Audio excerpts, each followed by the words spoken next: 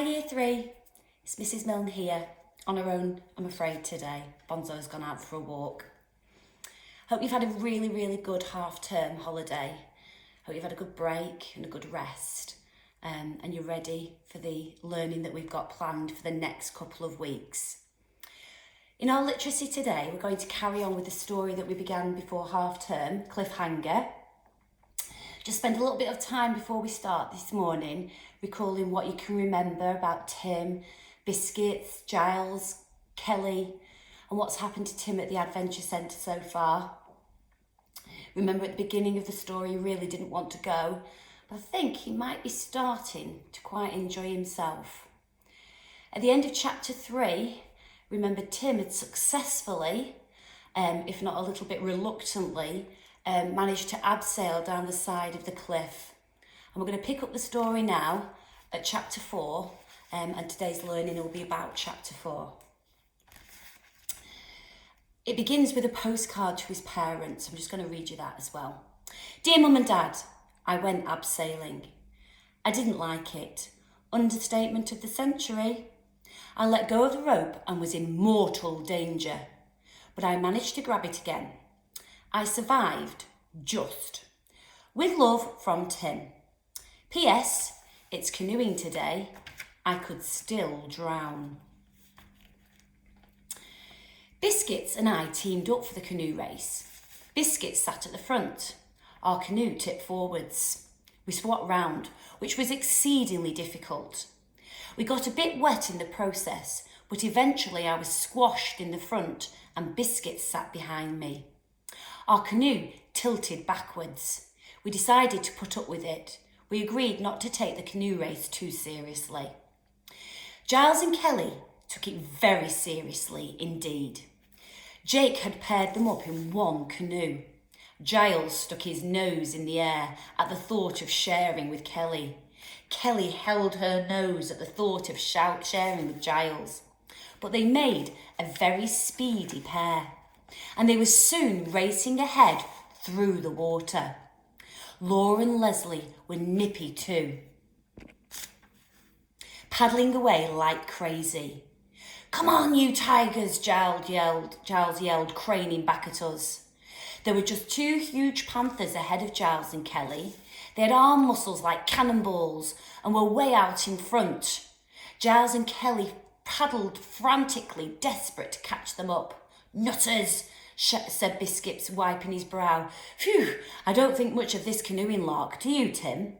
Yeah, this isn't my idea of fun, I said, paddling hard. You can say that again, said Biscuits. This isn't my idea of fun, I said. You can say that again, said Biscuits. This isn't my idea of fun, I said, cracking up laughing. You can say that again, said Biscuits, spluttering. We were soon laughing so much we nearly capsized our canoe. Giles and Kelly were getting nearer and nearer the mighty panthers. They drew close, maybe too close. The panthers went a bit wobbly and suddenly Giles and Kelly were ahead.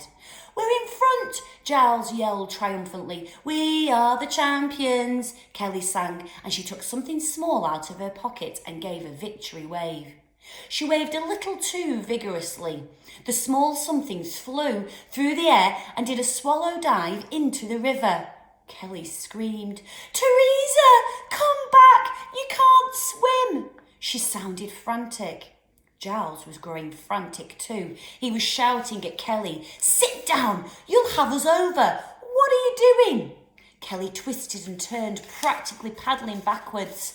What's up with Kelly? Asked Biscuits, blinking at her. She's dropped Teresa in the water. You know, her little troll doll, I explained.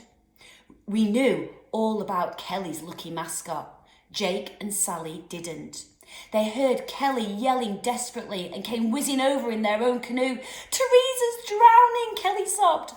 Where? Which canoe? There isn't a Teresa on the course, Kelly. Who's Teresa? They shouted urgently. Jake jumping up to dive to the rescue. She's her stupid troll doll, Giles said disgustingly as the mighty panthers raced past towards the winning post. Jake sat down again and he and Sally waved their hands and went phew. Please, Jake, can't you dive in and look for her, Kelly yelled. Oh, Teresa, where are you? Hey, said Biscuits, his eyes beady. Look, Teresa's just bobbing past. I looked and saw a little purple blob floating off towards the bank. It's Teresa! Is it Teresa? It's okay, Kelly, I shouted. We've spotted her. Biscuits and me, we'll get her. Yeah, you will get her out for you, Kelly, said Biscuits. How do we get the canoe to go sideways, Tim?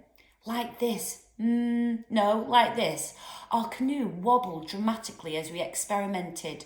What are you two playing at, Giles yelled. Finish the race first.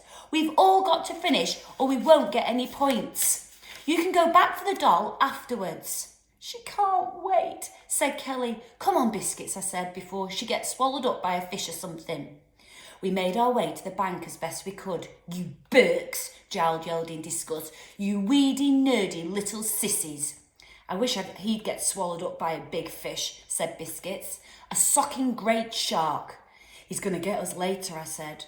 Oh, pooh, said Biscuits. We'll get him. To the rescue, Super Tim and Biscuit Boy. Da da da da da. Biscuits chanted. We reached the bank. Teresa was bobbing in the scummy shallows, her purple hair wafting like waterweed. I got my paddle and I used it like a fish slice, scooping Teresa up in the air. She had never been a very pretty little doll. She'd now lost whatever look she'd had, but Kelly was still thrilled to get her back. She hugged and kissed her, and you'll never guess what? She hugged and kissed me. Biscuit said he was very glad that I was the one who fished her out. When we were in the kitchens clearing up after tea, Kelly tried to tame Teresa's alarmingly new hairstyle with a small scrubbing brush. Laura and Leslie sighed. You're hopeless, Kelly, said Laura. Look, give her here, I'll do it. She had her own little pocket hairbrush. Kelly held Teresa while Laura brushed and styled her purple tresses. You're ever so good at hairstyles, Laura, said Leslie.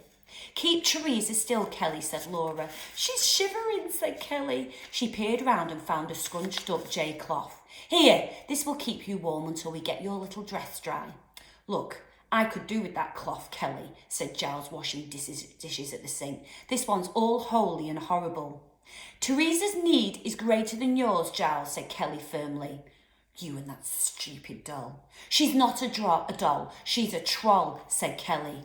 We were winning, Giles wailed, and yet we ended up last because of you and Biscuits and Tim. He dug me hard with his elbow right in my tummy. Why did you have to mess about for hours getting Kelly's stupid doll? Troll, shouted Kelly, flicking washing up water in Giles's face. Kelly, cut it out, said Giles, splashing her back. He splashed me too, and then you got your canoe stuck in that mud on the bank. It wasn't our fault, said Biscuits, emerging from the food cupboard, his hand deep in a packet of Frosties. Yeah, it's not our fault we're not very good at canoeing, I said. The thing is, Tim, you're not good at anything, said Giles. Kelly splashed Giles again. Giles splashed Kelly. He also splashed Laura by mistake. Giles! Laura squeaked. Look at my shirt, it's soaking. Oh, Giles, you've got Laura all wet, said Leslie. Tim's the one that's wet, said Giles, splashing me again. Wet and weedy and pathetic. Shut up, Piles, said Biscuits, flicking Frosties at him. You're the one that's pathetic. Yeah, Tim rescued Teresa. He's a hero, said Kelly, and she splashed Giles. He splashed her back. Copiously, Laura and Leslie got soaked this time, so they splashed Giles back. He splashed me again. Biscuits emptied the Frosties all over the place. We all burst out laughing because he looked so funny. I threw my wiping cloth at him. I missed, but it didn't matter. We all started splashing and shrieking, and then Jake suddenly charged into the kitchen and bellowed at us. What on earth are you lot playing at? We ended up on our hands and knees doing an awful lot of mopping. You can see a picture of the scene there where the children are messing around with the water and the cereal.